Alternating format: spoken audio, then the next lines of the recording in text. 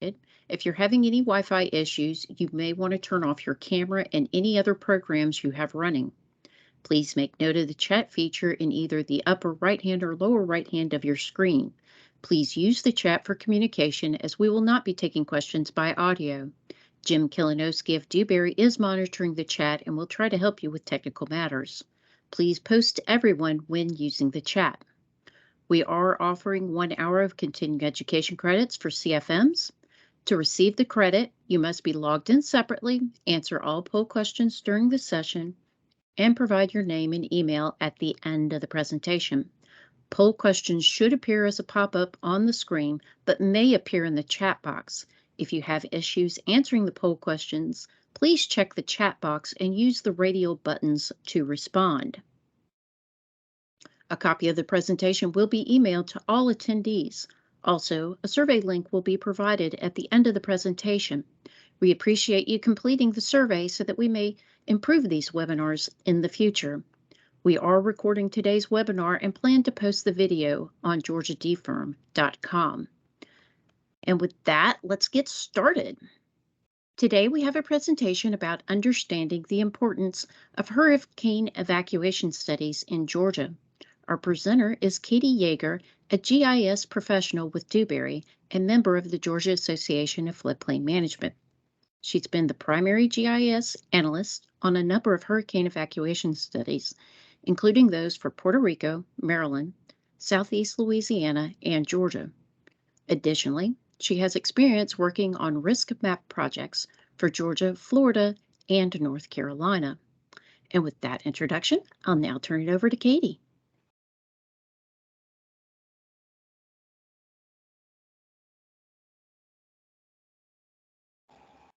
Katie, are you in mute? Yep, sorry about that. Thanks for that introduction, Emily, and good afternoon, everyone. Today I'm going to be talking about hurricane evacuation studies, which seems appropriate ahead of the upcoming hurricane season, and it is actually National Hurricane Preparedness Week, just an FYI. So just for some background, there's currently an ongoing hurricane evacuation study in Georgia right now.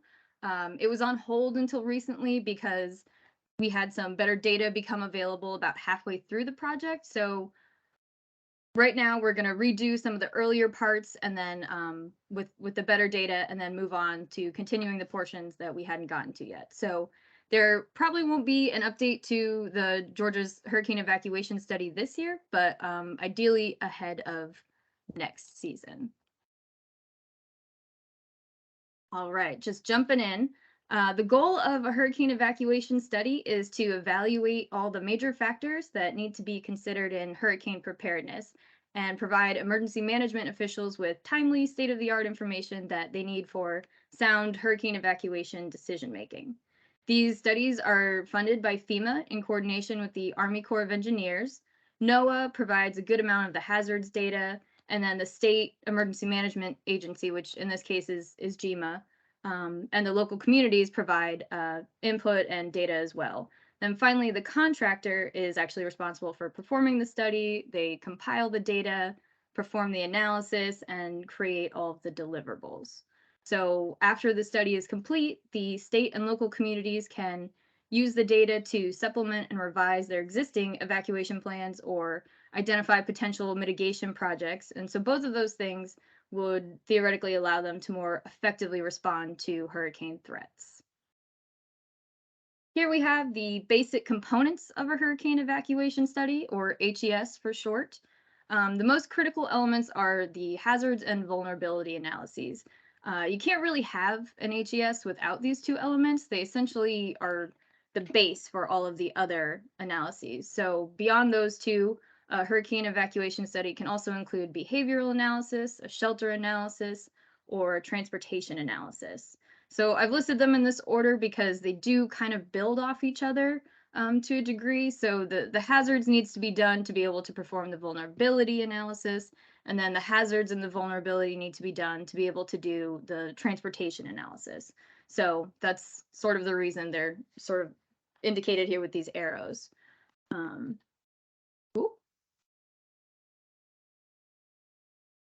All right, and then the products for these studies can take many forms, but the standard ones I have listed over here on the right. Typically, there's a geospatial geodatabase that contains all of your spatial data. Then you'll have various maps that display the hazards data and the critical facilities. You'll have your surge visualization PDFs. That's an outreach tool that I'll get to later. The inputs for HURAVAC, that's the National Hurricane Program's decision support tool. And a report summarizing all the results, the technical data report.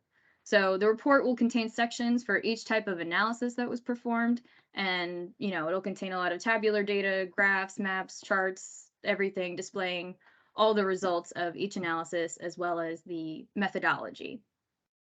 So I'm going to go through each type of analysis and what goes into it, what factors need to be considered, and the typical deliverables. For the ongoing study, we had gotten through the hazards and the vulnerability analysis, and then new hazard data became available. So we're now redoing some of the elements from those first two sections, and then we'll continue on to do the behavioral, shelter, and transportation analysis. So one thing to keep in mind throughout all of this is that no two hurricane evacuation studies are going to be the same. There's no specific set format. Some studies might only include hazards and vulnerability analysis. Some might have everything listed in here. Some may include, some additional type of analysis. But these are what you typically see, and I'll just go through the most common sources, deliverables, etc. for each of them. All right, so we'll kick things off with the hazards analysis. This is where we look at the different storm categories and determine the potential storm surge and wind threat extent for each of them. The first step is to collect the best available LiDAR and SLOSH model. SLOSH stands for, there we go, sea, lake, and overland surges from hurricanes. It's an operational forecast model and a planning model that quantifies storm surge based on the storm's track, forward speed, intensity, and storm size. So the results of these models are a measure of height of surge waters above mean sea level at any given location. So the LiDAR needs to be used in conjunction with the SLOSH results to determine inundation, i.e. you would subtract the elevation from the SLOSH results to get your inundation. All right, next up is to identify storm surge risk areas using maximum envelopes of water, or MEOWs. So nothing to do with cats, just stands for maximum envelopes of water. So these are created by computing the maximum storm surge from thousands of hypothetical storms. Each potential storm would account for different forward speeds, different radius of maximum wind, intensity, tide level, as well as the direction and the landfall location. So the MEOWs for each grid cell are used to inform the MOMs, or maximum of maximums. The MOMs are created for each storm category by retaining the maximum storm surge value in each grid cell for all the MEOWs, regardless of any other factors. So while they're absolutely informed to a degree by forward speed, trajectory, and all those other variables that we just talked about, the goal of a MOM is to establish the maximum surge depths for a particular category of storm.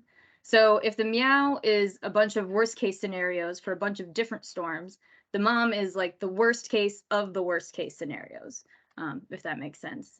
I believe MOMs and MEOWs are developed for mean and high tides usually, but we generally use the high tide only because, again, we're looking for the worst case scenario. All right. Lastly, we want to consider the riverine flooding and any inland wind threats, as these are also hazards that we're going to map alongside the storm surge. So I will get into that. NOAA has a hurricane research division, and they are responsible for modeling inland wind as associated with landfalling hurricanes. They take into account factors like interaction with the land and speed decay as storms head inland. These results are available spatially, so they're typically a layer that's just added to the hazard maps. Riverine flooding is also important because storm surge and riverine flooding are totally separate. So this data is pulled from the National Flood Hazard Layer, which as most of you probably know, is a product of FEMA's risk map program, and it's also a spatial element of the hazards mapping. Ideally, we would include the 100-year and the 500-year special flood hazard areas, but in some cases, the 100-year is all that you have available, so that's fine too. And lastly, we want to reach out to the communities and see if they have any other sources of flooding that they would like included. It could be that like they have a lot of new impervious surface cover and it's creating some flooding that they haven't yet captured on their floodplain maps, or perhaps in a past hurricane they documented some of the flooding effects and they kind of want that noted somehow. Anything really, but just depending on the exact case or source of flooding, this could be included as a spatial element or just listed in the technical data report. Just depends. The deliverables for the hazards analysis are maps with all the hazards that we just listed on the previous slide, and the storm surge for the various categories of storm. Typically tropical storm through Cat 5. In some places, you wouldn't see a Cat 5 hurricane necessarily, and in some places they just don't want to expend the effort to do tropical storms, so sometimes that's not included. These maps are usually done at the study area and county-wide level, and so the data that's used in the mapping will also get submitted, typically in geodatabase format. So there will also be some kind of written summary, either in a technical data report or in a standalone kind of summary that will go through the data sources and the methodology, the changes since the last hurricane evacuation study, and the final results of the new data. So those are your three products for the hazards analysis. You have the maps, the data, and some sort of written summary. That essentially wraps up the hazards. So we'll move on to the vulnerability analysis next, which is something of a behemoth. It takes the data that is used or created in the hazards analysis and identifies and quantifies the number of people and infrastructure that's exposed to hurricane-induced threats under various storm categories. Okay, this is an overview of the typical steps of a vulnerability analysis. I'm going to go through each one of these, but the first step is data collection.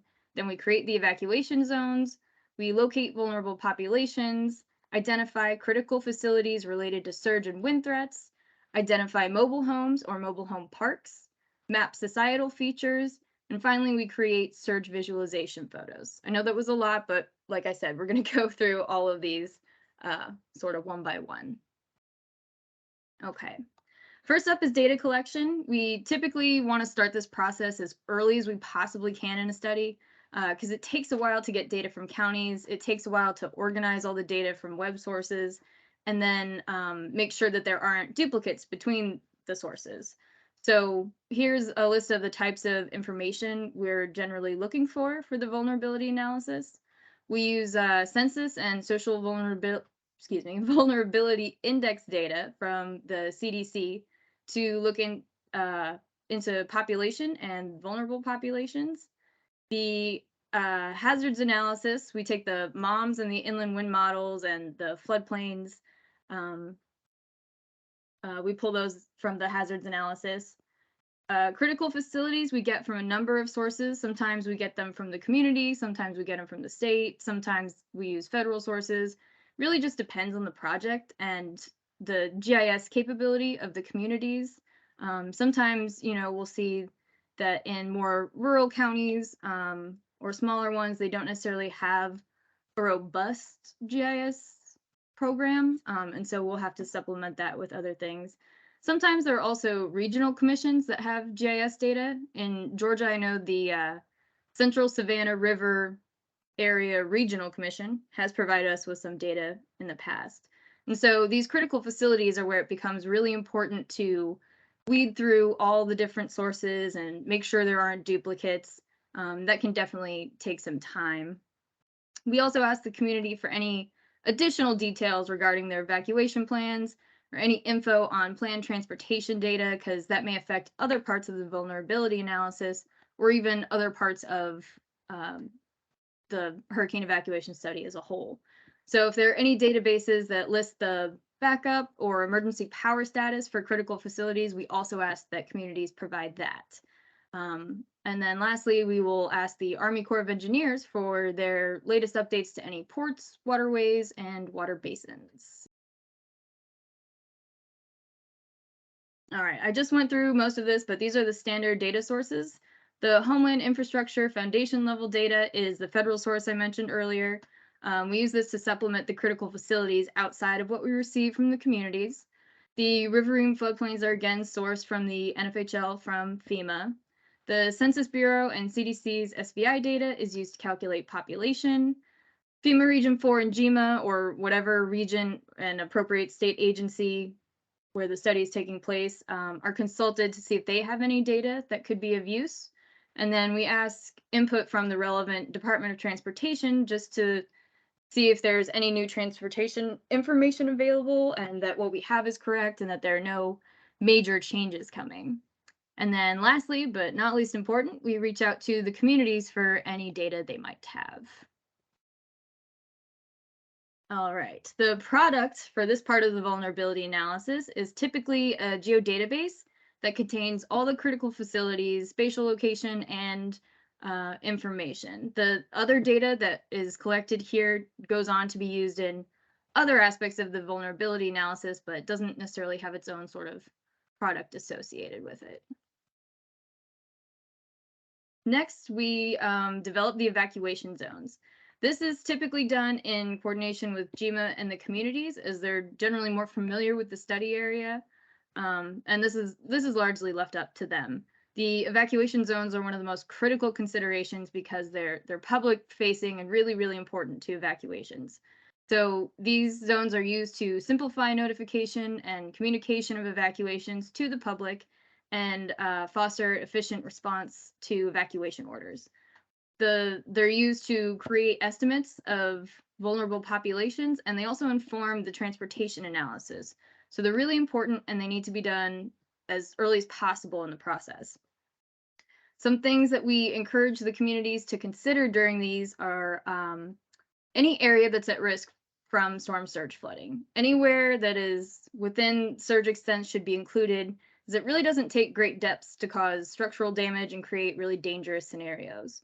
So we also want to consider along those lines any area that would be isolated due to surge. So you may see some islands, if you will, that aren't necessarily covered by the storm surge, but there's no route out of them without going through storm surge. So you would want to make sure that everywhere would be able to evacuate if necessary. It may not seem like a huge deal, but if you have vulnerable population within those little islands that require medical care, electricity, or even if there's just kind of a regular emergency, it takes time for floodwater to recede, and so we don't want to leave anyone trapped anywhere. So this means for counties that border the coast, pretty much the whole county, if not the entire county, is going to have an evacuation zone. For easy communication, we try to recommend that the zones be delineated around prominent features. So maybe everyone east of 95 is in evacuation zone A and everyone west of it is in evacuation zone B. Just things like that that are really clear and easy to communicate and visualize. And lastly, it's best that the zones align at the county boundary. It's really helpful for the transportation analysis, and it reduces a lot of confusion for folks that live near a county boundary. It typically isn't an issue, but some counties with larger populations might have 3 or 4 evacuation zones. Meanwhile, they border a more rural county that maybe only has 1 or 2. But as long as they kind of match up at the border, as long as the zone breaks match up at the border, it usually helps to reduce any confusion and make the transportation a little bit easier. All right, the products for the evacuation zone development are the zones in geospatial format and in high resolution maps. So the communities can take the spatial data and revamp the graphics on their outreach materials or incorporate it into their GIS and emergency management planning. Next up, we want to identify the vulnerable populations. So knowing where and how many vulnerable people are within your community can really help decision makers make informed decisions when they're considering their evacuation plans and general emergency preparedness. So to identify these areas and people, we use the census data, the CDC social vulnerability data, and the evacuation zones. So some typical considerations are listed here. It's helpful to be aware of the elderly population in the various zones because they might not have the means to evacuate themselves without assistance. You also want to consider that for folks who don't speak much or any English, it can be, difficult to receive information about any evacuations or hurricane preparedness. So it's useful to know those concentrations and maybe perform some additional outreach in those areas, ideally in multiple languages.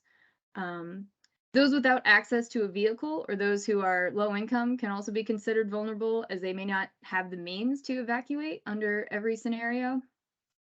And then folks living in mobile homes are always considered to be vulnerable as mobile homes are more at risk from hurricane-related threats than other types of housing, and I'll speak more to that later.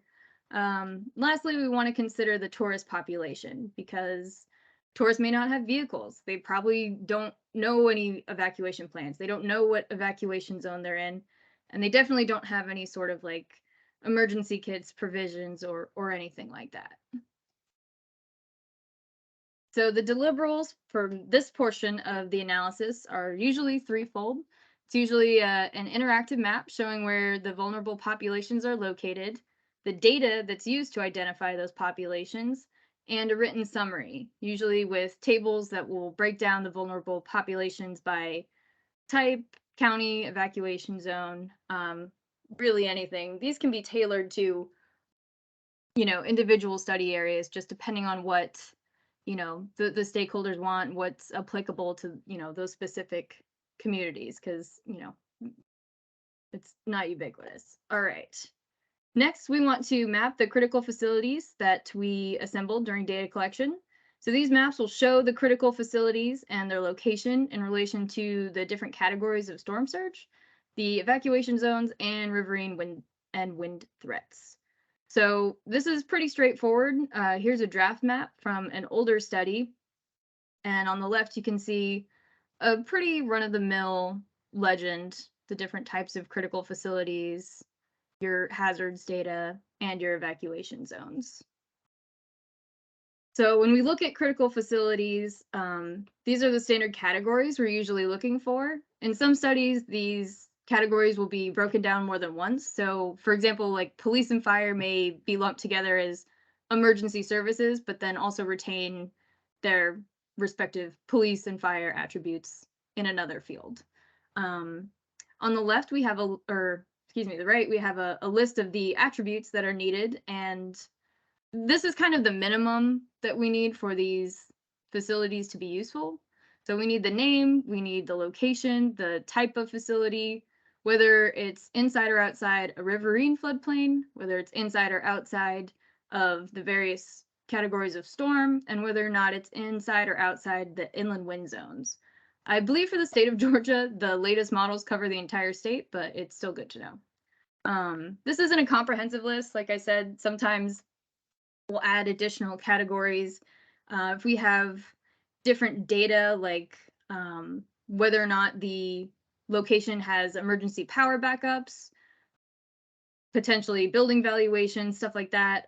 There's no end to the things that could be added or tracked to these fields, but typically we're limited by the data and what an area really has available. So like I mentioned, these studies are kind of like snowflakes. They're all different, and so they do allow for a lot of flexibility depending on the study area and their needs and their specific data availability. All right, as far as products go, they're not dissimilar to the vulnerable populations products. Typically, they get a map with the data and the hazard shown. They also get the spatial data in a geodatabase that they can use to enhance their existing data or incorporate into their planning process. In some cases, there's also a written summary that will include tables showing how many critical facilities of each different type are affected by a tropical storm or a Category 3 hurricane, any of the hazards layers really. Okay, as was mentioned in the identify vulnerable populations step, mobile homes are always considered vulnerable because even if they're outside of storm surge or the special flood hazard area, they lack the degree of structural integrity that you typically would see in like traditional residential housing.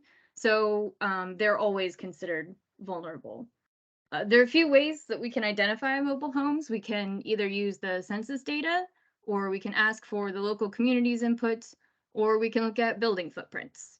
The goal is just to get a reasonably accurate count of the mobile homes within a county, and then we can break those down further by evacuation zones.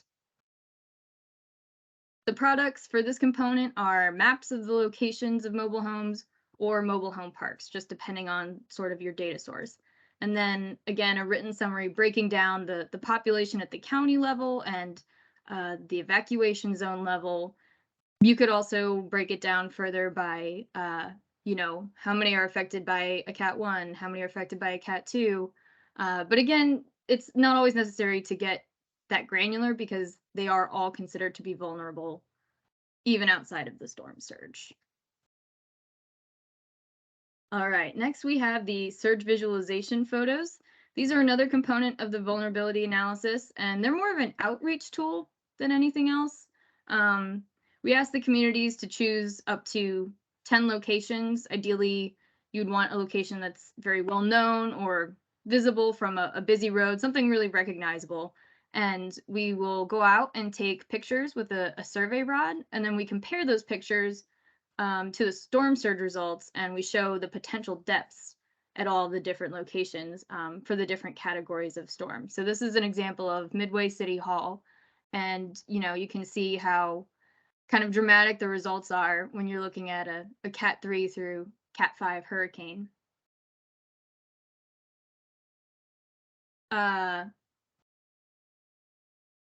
These are really helpful in communicating risk to the public. And so these locations are shown on the maps that are delivered to the stakeholders, and they also get a PDF for each county and each location showing all the various depths. In summation, so these are all of the deliverables for the vulnerability analysis. I know that was a lot of information, but the deliverables are actually pretty concise. The communities get all of the spatial data, usually delivered in a geodatabase. The geodatabase would contain point layers for the critical facilities, mobile homes, surge visualization locations, and then polygon files that contain the hazards and vulnerable populations data. They would also receive GeoPDFs or static maps showing all of the data at both the county and study extent. The GeoPDF is a PDF that essentially just contains the attribute information for the spatial data it's showing. So you would open it in Adobe and then be able to click and access attribute information for a particular hospital or fire station. All of the written and tabular information is compiled, and that makes up the vulnerability analysis portion of the technical data report. So that section would outline the data that was used, the methodology, the changes since the last analysis, and the results of the new analysis. And there you have it. That is the workhorse that is the vulnerability analysis. This, like I said, this and the hazards analysis are probably the most crucial element of a hurricane evacuation study, because none of the rest of the types of analysis can be performed without having access to the information that's developed here. That's not to say the others aren't important. So I'll get into those. So the purpose of the behavioral analysis is to gather and analyze information from coastal residents on their past and potential evacuation behavior regarding hurricanes. The information is gathered using a questionnaire, which will assess a bunch of things. So prior experience. Have they already experienced living through a hurricane? Have they evacuated because of a hurricane? Their level of concern. Are they worried about hurricanes and how they may be affected? Are they worried about the safety of their home? Their knowledge of the evacuation zones for their community. So do they know what zone they're in? Do they know the other zones? Obviously, you wouldn't want someone to evacuate from zone A and think they're in the clear. Meanwhile, they're only in evacuation zone B and they've both been evacuated. They've not yet reached a point of presumed safety. So you want people to really be aware of those, and you want to kind of measure the sort of general knowledge that your community's got. You also want to look at their preparedness. Do they have supplies for riding out power or water outages? Do they have plans for their vehicles if they're going to evacuate? Do they have a plan or the supplies to board up their home? Their opinion of risk. Do they think the flooding effects from a hurricane would reach their home? Do they think they would be safe to stay in their home through a hurricane? You also want to know how they're getting their information, their reliance on advanced information or warning, or where they're getting their information. Do they know where to look for the latest evacuation information, that sort of thing. And then finally, you want to know their evacuation intention by storm category. Would they evacuate for a category 1 or only a category 4 or 5? So using the responses to these questions, the information gets distilled, and then the counties are provided with an updated snapshot on how their residents feel about hurricanes, how they might act, and how they perceive risk. So this is really valuable because it can definitely identify places where you need additional outreach. So if you have people that reside in Category 1 storm surge but wouldn't evacuate before Category 4, they should be made aware that they're still at risk even from lower category storms. And so these results can also help communities tailor their messaging and the method by which it's delivered, because the best laid plans are kind of useless if an evacuation order isn't being communicated in a way that reaches everyone. The deliverable for this part of the analysis is a report that's added to the technical data report. It typically breaks down the responses to the questions by county, usually showing graphs and charts, and may also break it down even more by different demographic variables. So kind of like the variables that we saw in the vulnerability analysis, you might want to look at your residents' responses to these questions through another lens as well. All right, moving on. The shelter analysis is used to estimate the number of evacuees that will be seeking public shelter and determine the number of spaces available.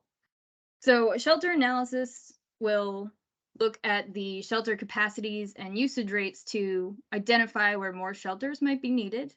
It's also important to know where the shelters are located. If they fall within the storm surge, they can't really be relied upon during certain storm events. So typically the shelter availability will change based on the category of storm. The higher the category, the more likely that some shelters are going to be out of commission. So typically the source for our shelter stuff comes from the Red Cross or the local communities. Since these are so crucial to emergency management planning, most of the counties do have this information, even the ones that don't have great or a ton of GIS data. Ideally, we'd like to have a lot of information beyond location or capacity, but we'll take whatever's available. But it can be really helpful to know if the shelter has backup power, if there's a place for vehicles, if they allow pets, there's water and food storage setup or capacity, anything that would give us a better picture of how many people could reasonably use the shelter and for how long. This type of analysis is really important to have on hand because it's super useful. As useful as the behavior analysis is, some people may treat a hypothetical storm different from a real one. So it's good to have shelter status and capacity compiled and available and on hand just in case. The deliverables for this analysis are the geospatial data attributed with as much information as possibly available, and a report that outlines the capacities, usage history, and the shelter's location in relation to storm surge. Last but not least, we have the transportation analysis. This component defines the evacuation roadway network, evaluates critical traffic links, assesses the potential impacts of interstate traffic, and another important component of this is the calculation of clearance times, which are needed to conduct safe and timely evacuations. All right. The transportation analysis begins with a 5-step process. This is typically done using a planning model called Route PM, or Real-Time Evacuation Planning Model. It's an acronym. And the first step is to develop the evacuation zones and scenarios. So this is the part of the reason why we do the vulnerability analysis as soon as possible in the study, because the evacuation zones are needed for so many of these other components. Next, we want to establish an evacuation roadway network, which is to say creating the paths along which it's possible for vehicles to evacuate. We want to calculate the number of evacuees and vehicles. And so this information can get pulled from the population data that's compiled during the vulnerability analysis. Next up, we want to conduct evacuee trip generation and assign destinations.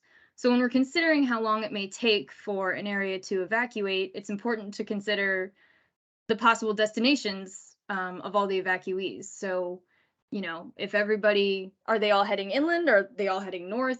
You know, you want to factor that into this analysis as well. And then lastly, you would route your evacuees along the evacuation roadway network. So this is the final step that kind of completes the process and establishes your clearance times. So when you're setting up this model, it's important to consider traffic, definitely the traffic within the coastal counties. You want to consider any known or potential bottlenecks on the evacuation roadway. So, for example, if you have certain traffic patterns that, you know, create a jam, or a river that's only crossable at one location, you would want to factor that in. But it's also relevant, like, what the neighboring states are doing and their sort of evacuation routes. If you have both Florida and Georgia evacuating north via 95, that should be considered, because, you know, these don't exist in a vacuum, and that could definitely create a jam. The tourist data from the vulnerability analysis should also be considered. The population isn't permanent. They would need to evacuate as well, for sure. And they need to be accounted for when you're considering, you know, traffic data. Storm intensity is also a factor, as is the rate of response. So is it immediate? Is it slow? And different clearance times will be calculated for different levels of response. So here on the right of this next slide is a chart showing the potential differences between the response speeds. So the two deliverables for this analysis are the clearance times and a report. So the clearance time covers the time frame from when the first vehicle departs the zone of origin until the last evacuating vehicle reaches presumed safety. So these get put into HERVAC, which is now HVX, I believe, and they're all available there. The report gets added to the technical data report. It outlines the clearance times, the methodology, the assumption, any potential issues, and it also recommends potential traffic control measures and what their impact on the clearance times could potentially be. All right. And so I just stuck this back in here to kind of go back over everything I just went through. Like I've been saying, as they're here bolded, but the hazards and the vulnerability analyses really make up the base of all of this. And then you can supplement that with the behavioral, shelter, and transportation analyses. And so when we wrap up a study, typically we will deliver everything here listed on the right. So a geodatabase, a technical data report, the surge visualization, which is that outreach tool, your inputs for HERVAC, which are your clearance times, and then maps of your critical facilities and the storm surge and hazards. So with that said, if you would like CFM CEC, if you could please open your chat and answer this true or false question.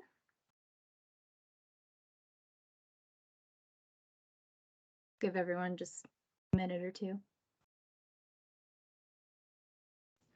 And for everyone, please be sure to use those radial buttons in the chat if you can.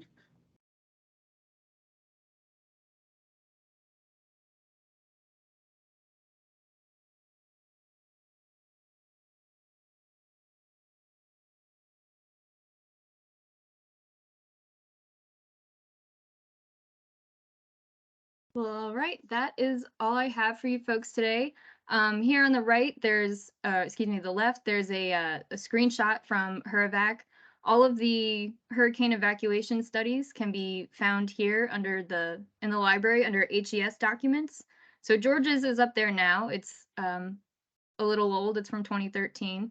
But like I said, we're restudying it, and hopefully maybe we'll have something before the next season. So you can go ahead and, pull the old one and look at it just to get a feel for the types of what was done in the last one. But yes, does anyone have any questions? As a matter of fact, we do have a few. First off, that's a lot of information that goes into that and a lot of staff hours. Is there any state or federal funding to help with developing these? Um, I'm not actually sure of the answer to that off the top of my head, but if you drop your email in the chat, I'll definitely get back to you. Okay, fantastic. I also had a question. That visual you had of the city hall being underwater was very impressive. I was wondering, are local governments able to take that information and then use that for mitigation projects and including that in their hazard mitigation plans? They certainly could. One issue is that there's only so much you can do to hurricane proof a building. And so when it comes to like the historical sites and things like that, sometimes the only option is really relocation. Otherwise, obviously, there are some mitigation projects you can do to improve how a building would be able to withstand a hurricane. So, yeah, absolutely. The surge visualization photos are a little bit more of an outreach tool than they are you know, here are your areas that have the most issues information. So they're kind of used to bring awareness to sort of the general public, but the information that's put together in the rest of the vulnerability analysis, looking at each of the critical facilities, you could definitely identify places where you might want to perform some sort of mitigation. Okay, okay. We do have another question. In the maps that were on your slide deck show areas primarily along the coast, but this particular person mentioned that we've seen significant riverine flooding from tropical weather recently, far away from the coast. Does any of the work account for this, and how far from the coast does this work cover?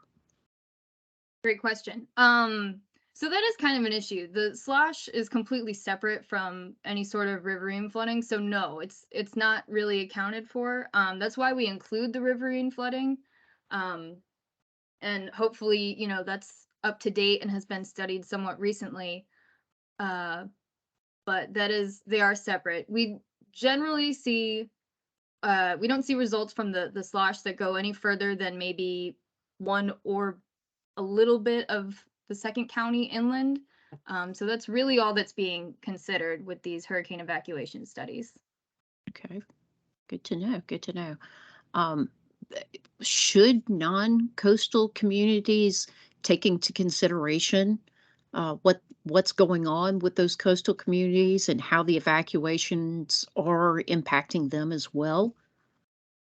That would be a really interesting thing to look into in, sort of maybe like a broadened behavioral or transportation analysis to sort of see how it's affecting sort of the more inland communities that, well, maybe they're not, they don't have any storm surge or dramatic hurricane effects, what they might expect to see during a hurricane due to people evacuating. So I don't know that anyone's doing anything like that, but that's a really good idea. That would be very interesting. Okay. Yeah, and on that note, you did mention the behavioral questionnaires, and I'm just kind of curious. I know Georgia hasn't been updated in a few years, but have you seen in other evacuation studies where behavioral assessments have been done a big, huge difference in what people are thinking and doing? Um, I actually can't really speak to that too much because I've not been a part of a project where we've done a behavioral analysis sort of twice, where we would have okay, this is what happened last time, and then this is what people had said they were going to do. But I think, well, it's really valuable. People definitely treat hypothetical situations differently than they would, an actual real life incoming threat. And so it's good to know, and it can definitely help, target some areas where you might want to perform some additional outreach, but I don't think it can necessarily be taken as settled fact or anything that that's how people will behave. And that's why, the shelter analysis is so important. Okay. Sure. Sure. I know I wouldn't want to leave my dogs behind, so that's definitely something I consider as well. But thank you so much, Katie, for that very informative webinar. I hope you all now have a better idea of understanding the importance of what all goes into a hurricane evacuation study. We're going to keep the chat open for a few more minutes, so if you have any questions, please feel free to throw them in there. But please be sure to include your email address along with the question so we can follow up with you. Also, mark July 13th from 12 to 1 on your calendar for the next Lunch and Learn webinar. Please note this is 1 week later than usual. We are offering one continuing education credit for today's session, available only to certified floodplain managers that completed the polling questions and provide us their name and email address in the chat now. A copy of the presentation will be emailed to all attendees. If you requested continuing education credits, those certificates will be emailed separately. Please make note of the survey link in the chat and on the screen. Again, we appreciate you completing the survey so that we can improve these webinars. Once more, be on the lookout for that invitation to our next Learn to Learn webinar and make sure to sign up. With that, thank you again for attending today's event. For those who don't have any other questions, this is the end of our Lunch and Learn webinar. Have a great day, everyone.